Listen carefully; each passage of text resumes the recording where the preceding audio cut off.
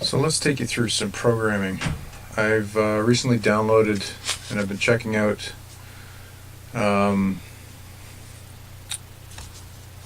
written down a couple of recipes or patches. So Retro Sound on YouTube has shared a few of his patches. So I've got a Yamaha CS80, I've got an Oberheim, a Moog sound which I was just playing, and I'm now going to use his patch for the Moog Prodigy. So the first thing we want to do is start with, well, we can set our line select as he indicates here.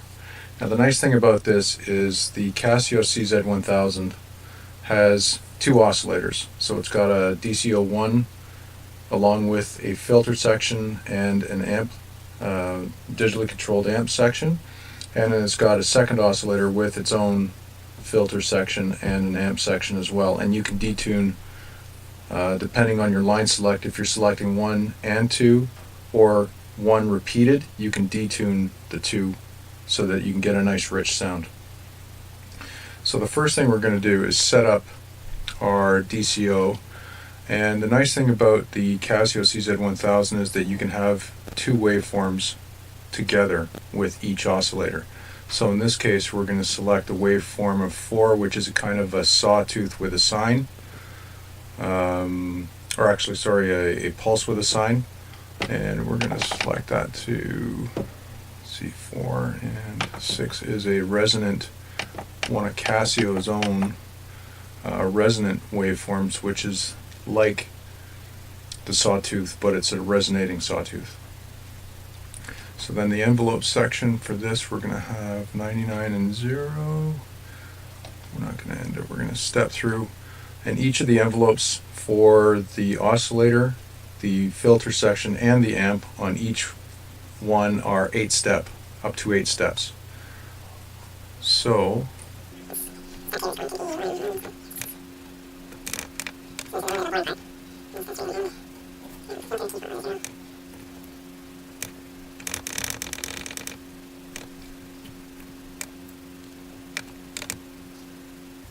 and there's two parts of each step. There's a rate, there's a sustain or end, if you're specifying which point we're talking about for the sustain portion versus the ending. It always ends at 0 with the level tailing off.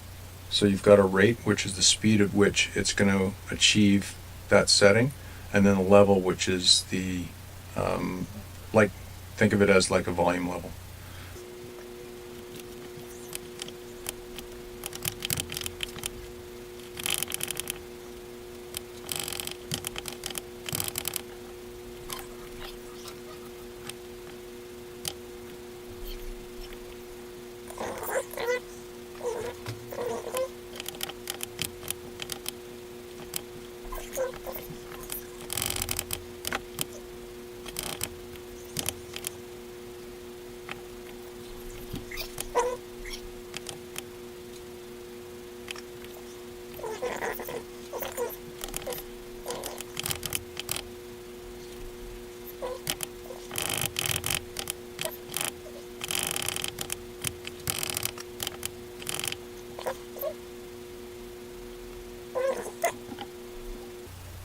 See what that sounds like.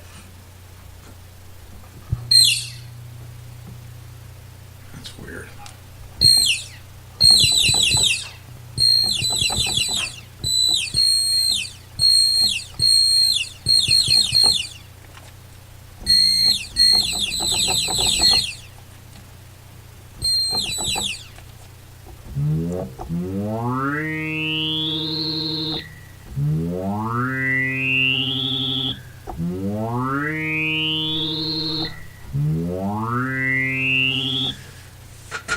Now in his notes he has that if you switch the line select to 1 and 2, that you get that second, what he calls Prodigy progress, which is that slow ascending tone and then ending in a very rapid vibrato.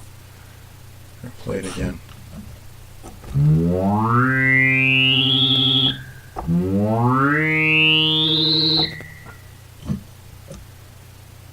So there's something definitely. Oh, there we go. There's my mistake. Whoops.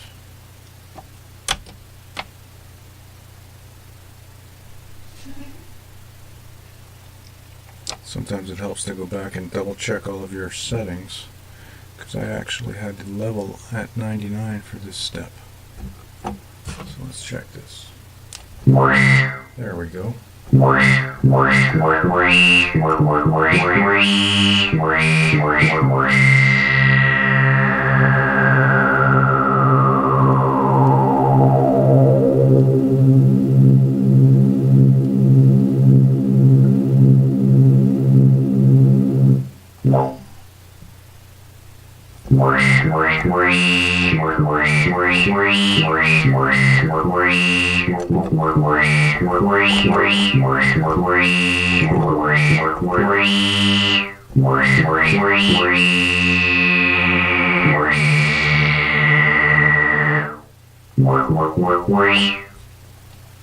Now it says if you put it at 1 plus 2, you get that extra.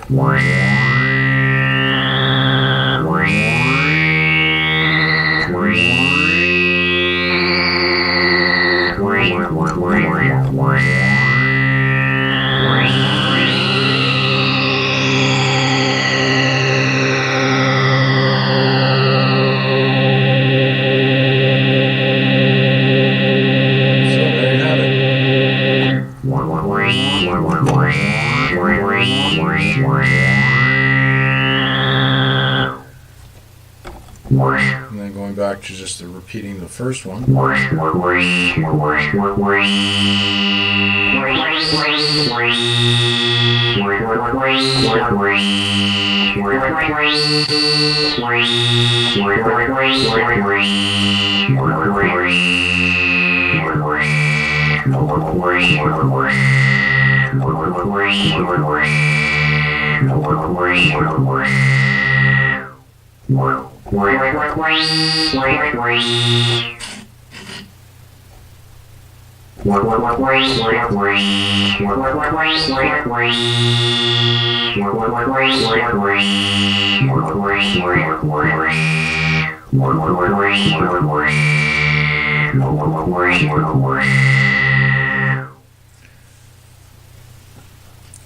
So now if we wanted to take that part, and if we wanted to record that, now that we've got a programmed sample, as in one of my other videos I showed, all we'd have to do is set this to record.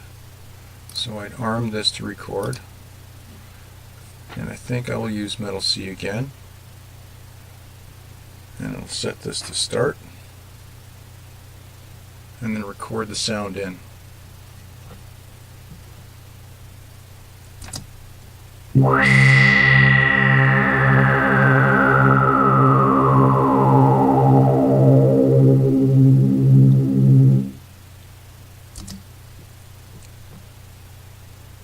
Okay, so now that we've got the sound recorded in, we can go back, and this one's a fairly long. You can see this. You can see the waveform for this sound is quite long. Okay, so you just highlight the range. Oh.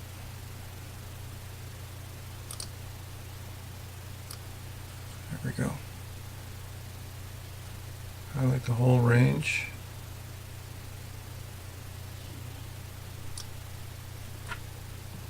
And we can play back the range.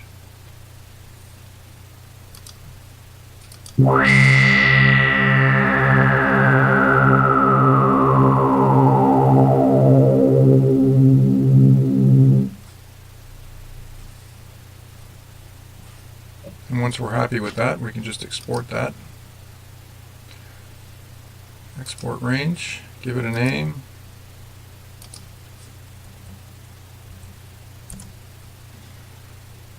And hit export. Now, I've got a MIDI track set up with my MPK Mini, which is a 25 key.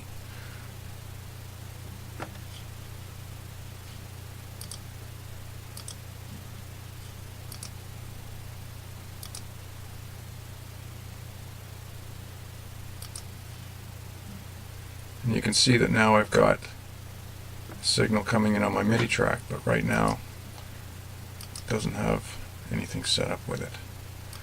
So to bring that sample back in, we're going to add back in the sample plugin, which gives us the ability to then bring in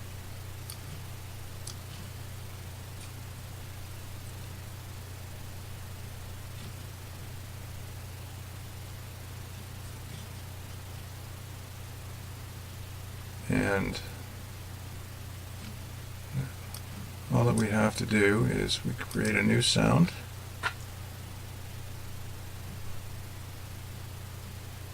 We have to go and find our project, which is the programming Moog Prodigy in our export, and there's the sample with the waveform that we just saved.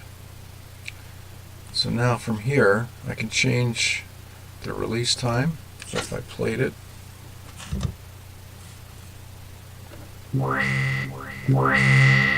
you can see it's got, when I let go of the key,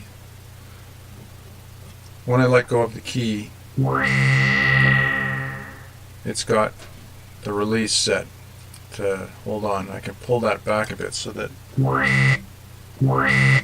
it stops. That's a little too abrupt, so I can just tail it out a tiny bit. Yeah, that's good. And this is a velocity sensitive key, so if I hit it softly,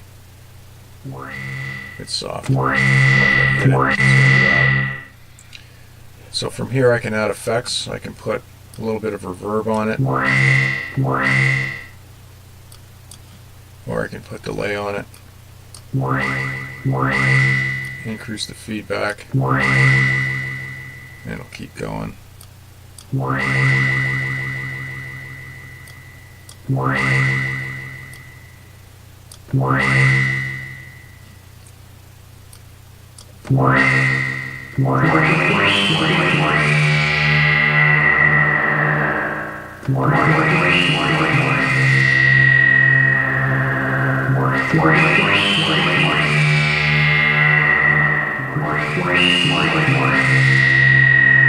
Just like that. So from there, we can now use that as a MIDI instrument. And it removes the limitation old synthesizers had. Some of them were mono synths, which means you could only have one tone at a time. If you wanted to play multiple tones, you basically had to play them over a couple of different synths. This one has 4 note, but as a MIDI keyboard in my DAW, I'm no longer restricted to the 4 voice, because it's just passing MIDI commands at that stage to the MIDI instrument I've got installed. So that's why one of the powers of sampling sounds into a MIDI instrument to use in your DAW gets you around, is that capability, so that you can have as many keys as you press and have the voicing done that way. And you could also add more effects to it as well in the sound itself. But there is something to be said for being able to program that sound in the first place and then sample it into your DAW. So on that note, look for more content from me, and we'll see you in the next one. Hit that like button, subscribe if you haven't already, and please come back. Thanks.